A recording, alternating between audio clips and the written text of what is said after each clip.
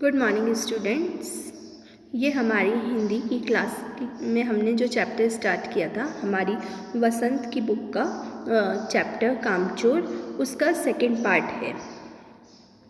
हमने ऑलरेडी आधा चैप्टर पढ़ लिया था, जिसमें हमने कामचोर के बारे में पढ़ा कि कामचोर शब्द जो है यहाँ पे बच्चों के लिए प्रयोग किया गया है और उनसे काम करवाया गया है। तो अब हम इसका आगे ही कंटिन्यू करेंगे। एक मुर्गी दाल की पतीली में छपाक मारकर भागी और सीधी जाकर मोरी में इस तेजी से फिसली कि सारी कीचड़ मौसी जी के मुंह पर पड़ी, जो बैठी हुई हाथ मुंह धो रही थीं।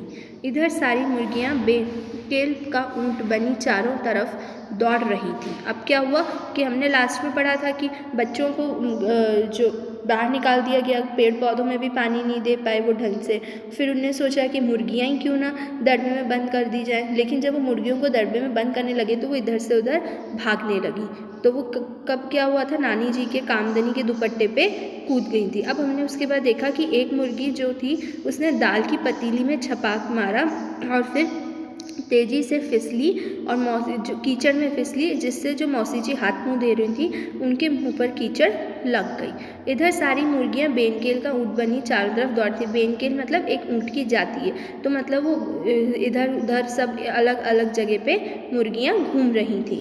एक भी दड़बे में जाने को राजी ना थी, मतलब कोई भी मुर्गी दड़बे में अपने पिंजरे में नहीं जाना चाहती थी।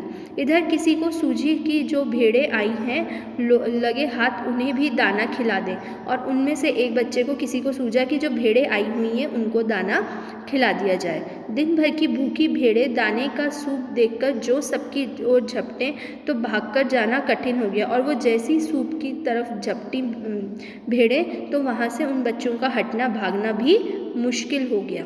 लष्टम पष्टम तख्तों पर चढ़ गई और बिना देखे इधर उधर बस तख्तों पर चढ़ती गई। भर पेट चाल मशहूर है।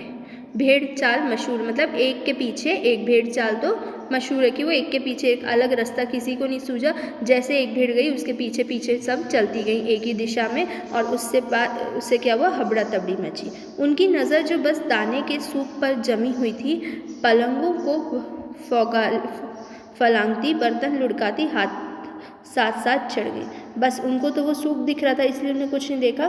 पलंगों को फलांगा, बर्तनों पे चढ़ती गई, लुढ़कती गई और वहाँ तक सूप तक पहुँच गई। तखत पर बनी दीदी का दुपट्टा फैला हुआ था, और वहाँ पे बानी दीदी का दुपट्टा फैला हुआ था, जिस पर गोखरी, चंपा और सलमा सितारे रखकर बड़ी दीदी मुगलानी बुआ को कुछ बता रही थी, और वो उस पर कुछ चंपा सितारे वगैरह रख के अपना डिस्कस कर रहे थे। भेड़ें बहुत निसंकोच सबको रौंदती मांगते छिड़काव करती हुई दौड़ गई, और वह तो बस भेड़ें तो दौड़ती चली गई। उन्हें ना देखा दुपट्टा था ना कुछ देखा, और वो सिर्फ भेड़ चाल में उस प्याले के सूप तक चलती गई। जब तूफान गुजर चुका तो ऐसा लगा जैसे जर्मनी की सेना टैंकों और बमों सहित उधर से छापा मारकर गई हो।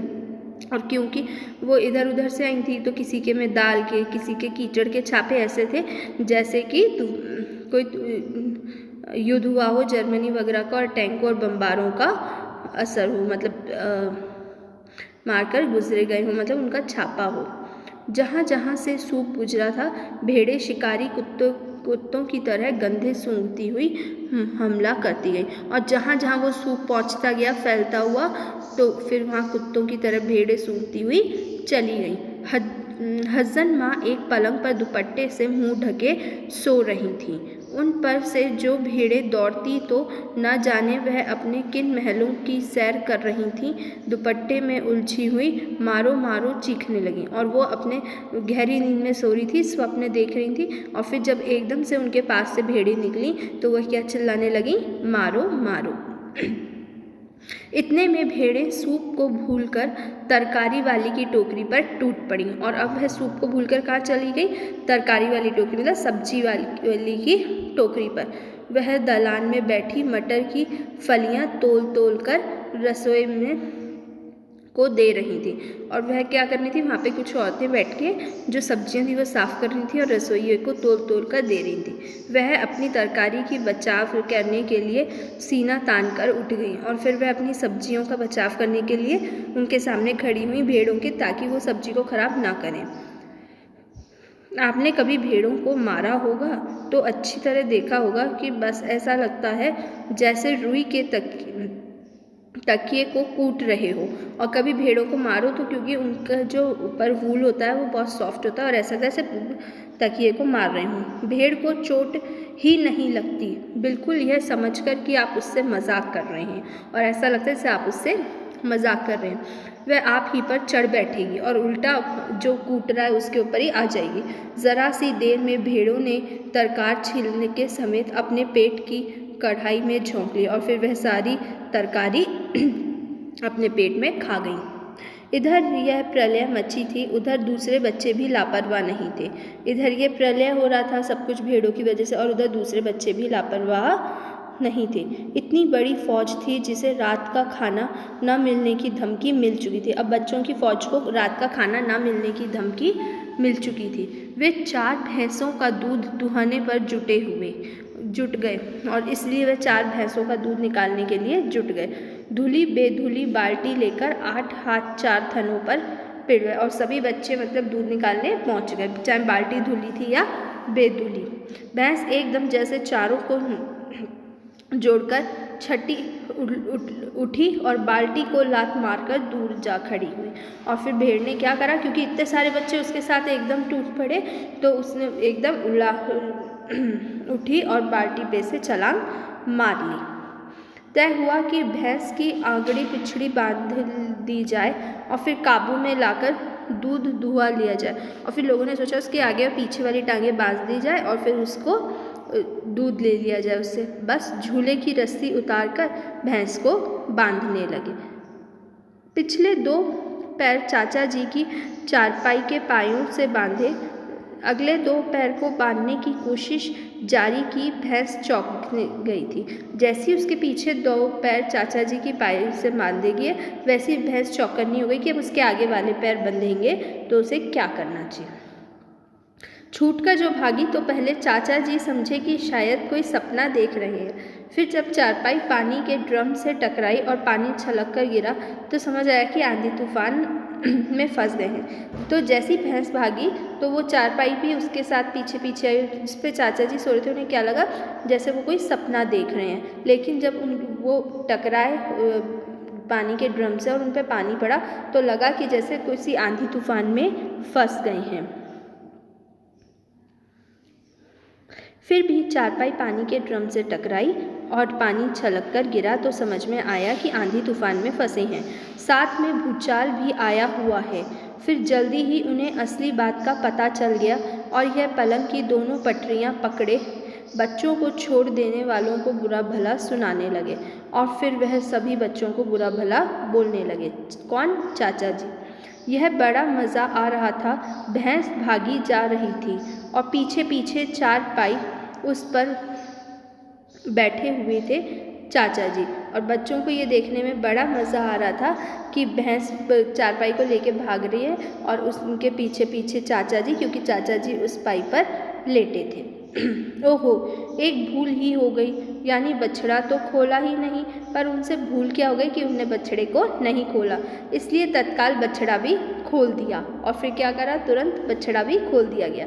तीर निशाने पर बैठा और बछड़े की ममता को व्याकुल होकर भैंस ने अपने खुरों को ब्रेक लगा दिए। और फिर जैसी बछड़े, क्योंकि गाय को रोकते कैसे, तो भैंस उसको गाय को रोकने के लिए क्या करा, उनने एक बछड़े को खोला उसके, ताकि बछड़े को देखकर जो उसका गुस्सा था, जो उसकी व्याकुलता थी वो कम हुई और उसने अपने आप को विराम दिया, यानी अब तूफान खत्म हुआ। बछड़ा तत्काल जुट गया, दुहाने वाली गिलास कटोरे लेकर लपके, क्योंकि बाल्टी तो छपाक से गोबर में जा गिरी थी। बछड़ा फिर बागी हो गया। फिर क्या हुआ, फिर जैसी गाय रुकी जिन्हें दूध निकालना था, क्योंकि बाल्टी तो गोबर में गिर गई थी, तो वो गिलास कटोरे लेके पहुंच गए और इतने में बछड़ा भी इधर उधर हो गया। कुछ दूध ज़मीन पर और कपड़ों पर गिरा और कुछ दूध ज़मीन पे गिरा और कुछ कपड़ों पर। 2-4 धारें गिलास कटोरे पर भी पड़ गई और 2-4 धार मुश्किल से गिलास कटोरे पे आई और बाकी सब इधर उधर। बाकी बछड़ा पी गया। जब कुछ मिनट के 3/4 में हो गया, जो कितना समय लगा, जो सब कुछ 3 मिनट, कुछ मिनट के 3/4 में हो गया, मतलब कुछ सेकंड में या क्षण भर में, जल्दी हो गया। घर में तूफान उठ खड़ा हुआ और इतने में ही घर में तूफान आया। ऐसा लगता था जैसे कि सारे घर की मुर्गियां, भेड़ें, टूटे हुए तसले, बाल्टियां, लोटे, कटोरे और बच्चे थे। और घर में क्या लग रहा था कि सिर्फ मुर्गियां हैं, भेड़ें हैं, बाल्टी और ये सब सामान और बच्चे हैं। बच्चे बाहर किए गए और फिर बच्चों को बाहर निकाल दिया गया। मुर्गियां बाग में हकाई गई और मुर्गियों को बाग में भेज दिया गया। महात्मा सा मनाती तरकारी वाली के आंसू पहुँचे गए, जो तरकारी काट रही थी, जिन्होंने भेड़ों को मारा था लेकिन फिर भी उनकी तरकारी सब्जी खा गई थी, उनके आंसू पहुँचे गए। और अम्मा आगरा जाने के लिए सामान बांधने लगी और अम्मा ने सामान बांध दिया आगरा जाने के लिए। यह तो बच्चा राज कायम कर रहे हैं, मुझे ही रख लो, कर लो या मुझे ही रख लो, नहीं तो मैं चली मायके, अम्मा ने चुनौती दी।